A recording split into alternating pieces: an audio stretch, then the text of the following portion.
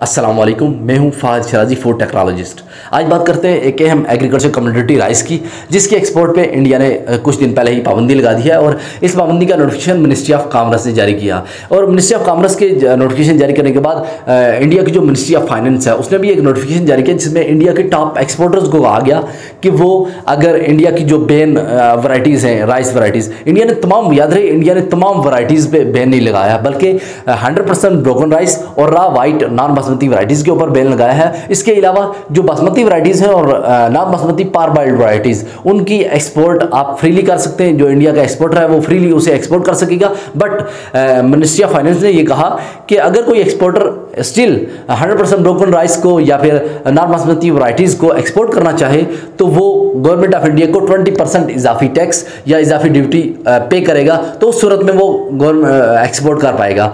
याद रहे, इस वक्त पूरी वर्ल्ड जो है फूड शार्टेजेस, पूरी दुनिया को फूड शार्टेजेस का सामना है और पूरी दुनिया इस वक्त फूड इनसिक्योरिटी की प्रॉब्लम को फेस कर रही है। और इंडिया ने हमने देखा पिछले 4 माह पहले मई 2022 में वीट के एक्सपोर्ट में पाबंदी लगा दी थी। और ये पाबंदी वीट के ऊपर ये पाबंदी इसलिए लगाई थी कि इंडिया ने देखा कि जब उनके पब्लिक स्टॉक्स जो है वो डिप्लीट हो रहे हैं और दूसरा उनकी जो क्रॉप है, एनुअल यील्ड है, वो बहुत कम हुई।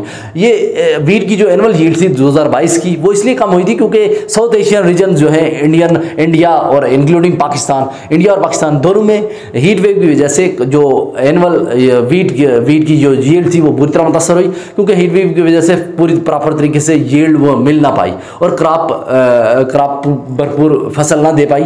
तो उसकी वजह से एक तो यील्ड कम आई और इंडिया ने अपनी जो ज़रूरत है उसको मद्देनजर रखते हुए इंडिया ने पाबंदी लगाई थी। और ये पाबंदी अभी भी चल रही है वीट की।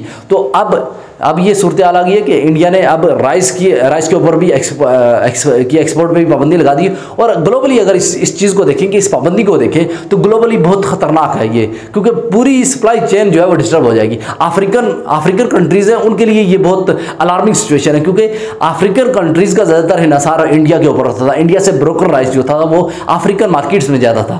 बट स्टिल क्या होगा, ग्लोबल अगर मैं बात करूँ ग्लोबल शेयर का, तो इंडिया का 40% शेयर ग्लोबली शेयर जो है राइस एक्सपोर्ट का, वो इंडिया का शेयर था। इसके अलावा वियतनाम आ जाता है, थाईलैंड आ जाता है, पाकिस्तान आ जाता है। बट इंडिया तकरीबन टॉप में आता था एक्सपोर्ट में। बट अब 40% शेयर जो है वो कम हो जाएगा और उसकी वजह से पूरी दुनिया में सप्लाई चेन डिस्टर्ब हो जाएगी। अब आ जाते हैं कि इंडिया ने पाबंदी क्यों लगाई। इंडिया की मिनिस्ट्रीज ने जब इसकी एक्सप्लेनेशन दी मीडिया पर्सनस को और डिफरेंट अपनी वेबसाइट पे जो रीजन दिया वो रीजन आपके साथ में शेयर करता चलूँ। तो पहली रीजन ये है कि एनुअल जो इंडिया के मेजर प्लांटेशन एरियाज हैं, जिनमें यूपी बिहार है, बंगाल है, झारखंड है, इन एरियाज में एनुअल जो रेनफॉल है वो बहुत कम हुई है। उसकी वजह से एक तो क्रॉप यील्ड कम होगी और दूसरा जो प्लांटेशन टाइम है उसमें तब्दीली आई है। जून जुलाई में उन्होंने प्लांटेशन करनी थी, बट कुछ फार्मर्स ने इस प्लांटेशन को अगस्त में किया और अगस्त में ऐसी सीड्स को वो उनने प्लांटेशन की जिनकी यील्ड जो है वो बहुत कम होती है और शॉर्ट ड्यूरेशन उनका प्रोडक्शन स्पेल होता है। उनका जो कल्टीवेशन स्पेल है, लाइफ साइकिल, वो शॉर्ट ड्यूरेशन का है और उनकी यील्ड बहुत कम होती है। ये भी एक इम्पॉर्टेंट रीज़न है। और उसके अलावा जो टोटल एरिया लास्ट ईयर की निस्बत टोटल एरिया जो है इस दफ़ा प्लांटेशन का वो भी कम हुआ है,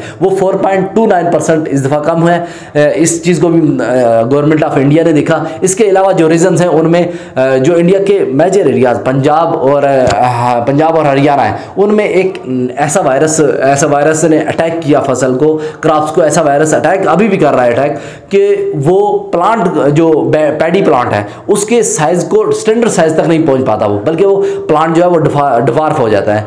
लिहाजा उसकी वजह से क्रॉप यील्ड भी मुतासर होगी राइस की।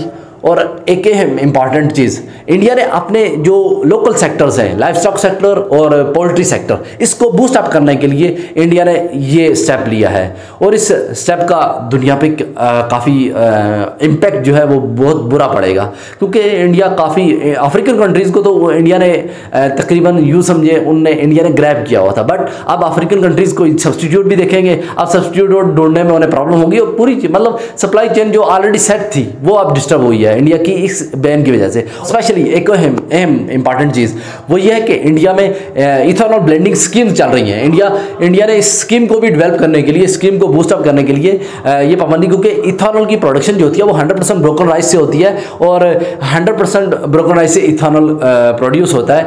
और अब इंडिया ने देखा कि लास्ट ईयर्स का जो डाटा है उसमें हम लास्ट ईयर जो था तकरीबन 26 करोड़ लीटर इंडिया में इथेनॉल प्रोड्यूस होती थी। बट इस साल, पिछले साल क्या हुआ, लास्ट ईयर्स में 26 करोड़ लीटर से 16 करोड़ लीटर पे आ गया इंडिया इथेनॉल प्रोडक्शन में। तो अब इंडिया ने इस चीज़ को भी देखा और इथेनॉल की प्रोडक्शन को बूस्ट अप करने के लिए ये पाबंदी लगाई। ये आपको मैंने रीजन बताइए कि इंडिया ने पाबंदी क्यों लगाई। अब इसका इम्पैक्ट क्या होगा, याद रहे इसका इम्पैक्ट आने वाले दिनों में सामने आएगा, जब अफ्रीकन कंट्रीज़ में फूड इनसिक्योरिटी की सिचुएशन बढ़ेगी और दूसरा प्राइसेस जो है राइस की बढ़ जाएंगी, क्योंकि इंडिया ने पाबंदी लगा दी। इंडिया का 40% शेयर था। आप याद रखें कि लास्ट ईयर इंडिया ने 21 मिलियन मैट्रिक टन इंडिया ने एक्सपोर्ट किया राइस, उसमें से 3 से 4 मिलियन मैट्रिक टन जो था वो बासमती वैरायटीज़ थी। बाकी इसके अलावा 100% ब्रोकन और नॉन बासमती वैरायटीज़ थी, जिनके ऊपर उनकी क्वांटिटी थी 17 मिलियन मैट्रिक टन। अब ये 17 मिलियन मैट्रिक टन को इंडिया ने बैन कर दिया है। अब इस 17 मिलियन मैट्रिक टन का मतलब ये है जो 40% बनता था, अब 40% शेयर का ग्लोबली एक्सपोर्ट से बाहर हो जाना, तो यकीनन वो पूरी वर्ल्ड की जो सप्लाई चेन है, फूड चेन या राइस एक्सपोर्ट है, उसको बिल्कुल डिस्टर्ब करेगा। तो ये एक इंपॉर्टेंट वीडियो थी जो मैंने आपके साथ शेयर की। अगर आने वाले दिनों में अगर कोई और डेवलपमेंट स्टोरी आती है या कोई फूड के रिलेटेड आती है तो मैं ज़रूर आपके साथ शेयर करूँगा। आप हमारे यूट्यूब चैनल को ज़रूर सब्सक्राइब करें और हमारे साथ जुड़े रहिए।